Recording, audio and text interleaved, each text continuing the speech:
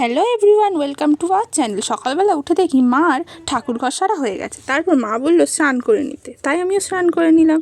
স্নান করে নেওয়ার পরে মা বললো ঠাকুর ঘরের বাসনগুলো একটু তুলে দে, আর প্রসাদও দিয়েছে সেগুলো তুলে দে। এগুলো তুলে নিলাম, নিয়ে আমি একটু কালাকাত খেয়ে নিলাম। আমার অন্য প্রসাদ খেতে ভালো লাগে না, কালাকাতটাই খেতে ভালো লাগে, তাই খেলাম। তারপর দুপুরে মা অনেক কিছু রান্না করেছিল, যেহেতু নববর্ষ ছিল। ডাল, 5 রকম ভাজা, শাক ভাজা, আলু ভাজা, বেগুন ভাজা, কুমড়ো ভাজা, মাছ ভাজা, তারপর চিংড়ি মাছের মালাইকারি, শোল মাছের ডালনা। আর মা খাচ্ছিল মাথা। আমি মাথা খেতে ভালোবাসি না, তাই মা মাথা দেয়নি। আর করেছিল নতুন একটা রান্না, এটা খেতে আমার খুবই ভালো লাগে।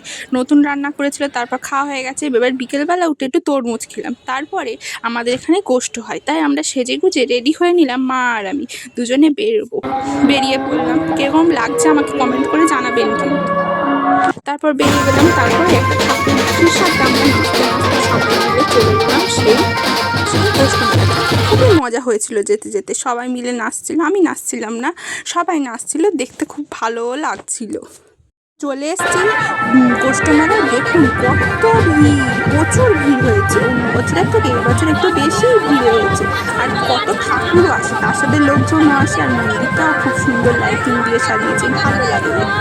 তাই সবাই দূর দূরান্ত থেকে ছুটে ছুটে আসে এই ঠাকুর দেখবে বলে, প্লাস লোকজনকেও দেখবে বলে। মেলার একটা সুবিধা হলো, মেলায় আসলে প্রচুর মানুষজনের সাথে দেখা হয়, প্রচুর চেনা মানুষজন, অচেনা মানুষজনের সাথে দেখা হয়, গল্প হয়, ভালোই লাগে। তারপর আমরা এখানে সব লোকজনকে আমরাও দেখছিলাম, আরও ঠাকুর আসছিল দেখছিলাম। তারপরে আমরা সবাই মিলে গিয়ে ভিতরটাতে বসলাম।